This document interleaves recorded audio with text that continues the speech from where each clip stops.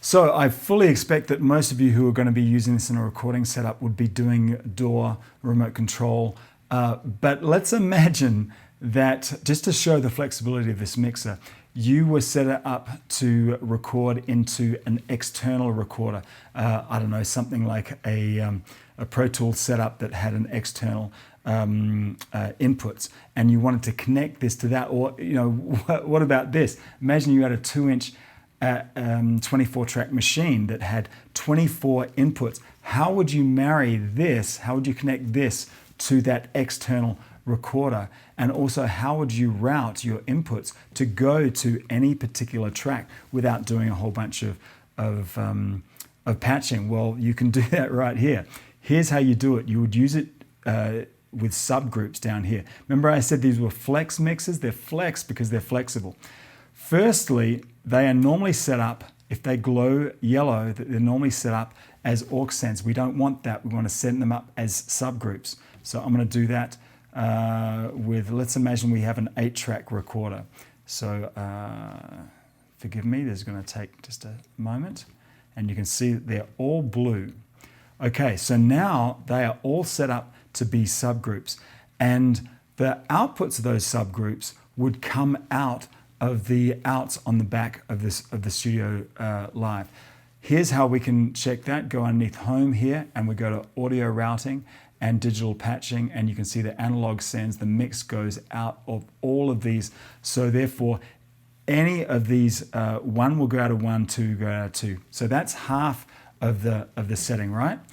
The next thing we need to do is we need to assign our mix channels here and assign them to a subgroup, because when we assign them a subgroup, they'll go out there and they'll be recorded on any particular track here.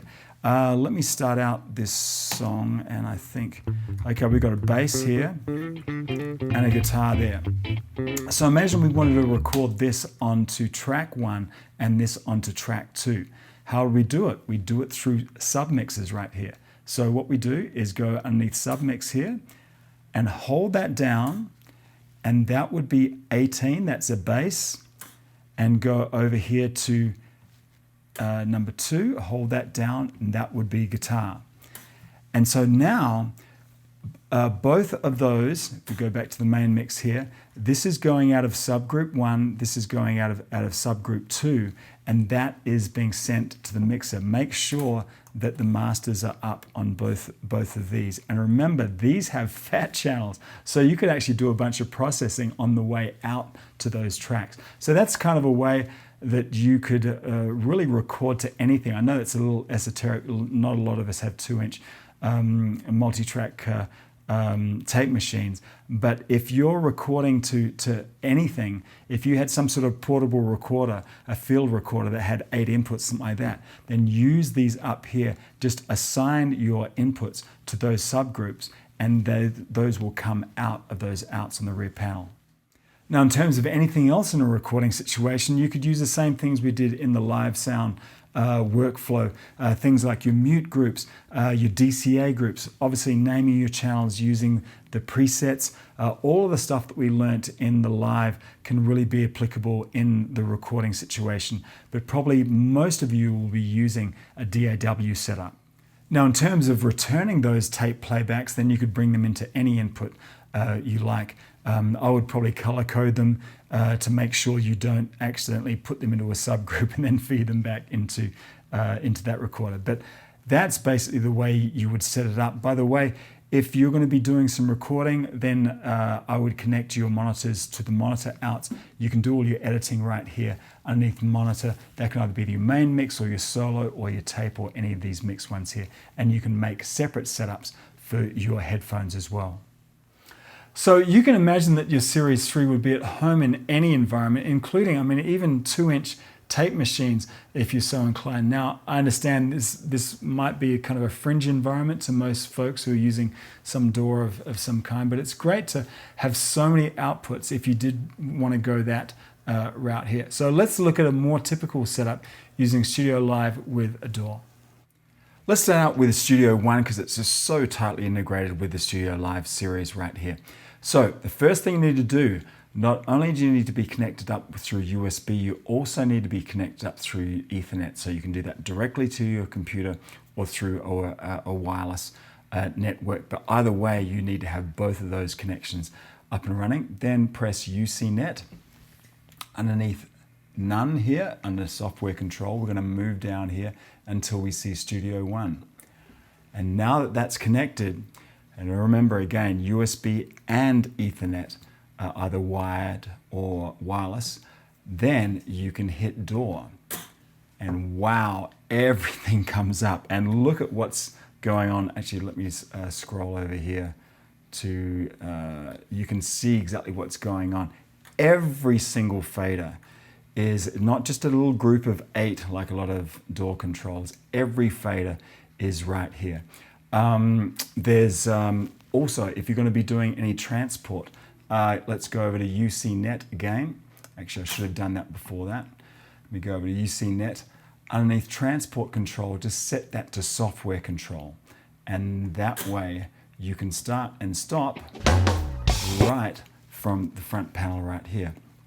So there are a bunch of things that you can do underneath the software control. Of course, everything, all of the names of the channels all come up. You know, the muting, you can see that all coming up on the screen as well.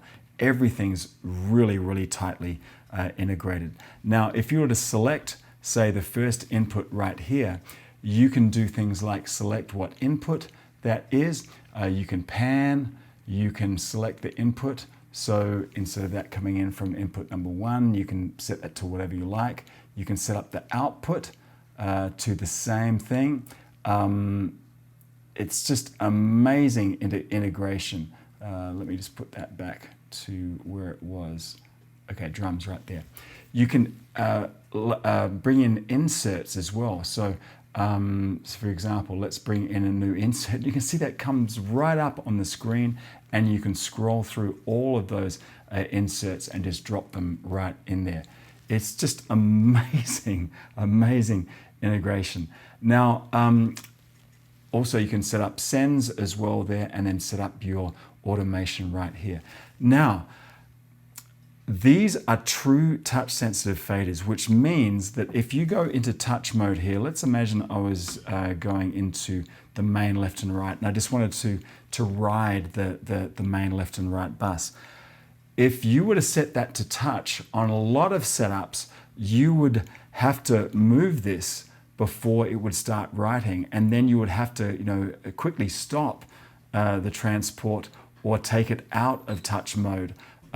Because then, or else you'd be overwriting exactly what you've been, the data after that. Let me actually show you this in practice. So we have our main left and right here. We've got it set up to touch here, and we'll take it back to the top and hit play, and here we go.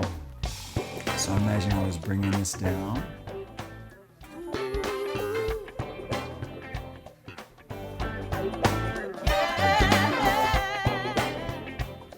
As soon as I let that go, check out what happens.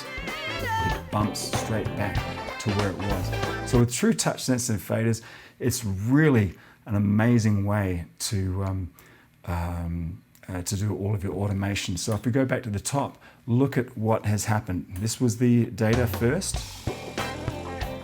Here's the new stuff I put in. Then I let go, it popped back up. I added some more, popped it up.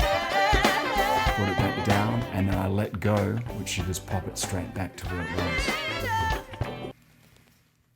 Another couple of things to consider is that the mute groups right here will open and close various panes on your Studio One. So A will open and close the inspector, B will open and close the editor, C will open and close the mixer, and then D will open and close the browser. Now, as well as that, if you go over here to the user banks, then you can actually, you can see, you can control things on the screen right there, but you can set these knobs and buttons to control almost anything. Let's go underneath Home and underneath System and User buttons assigned. So you select any one of these guys here and go underneath Edit, and you can see that user button 1, look at all these categories of all the things you can do. I mean, there's dozens and dozens of things that you can assign to these buttons and also these encoders.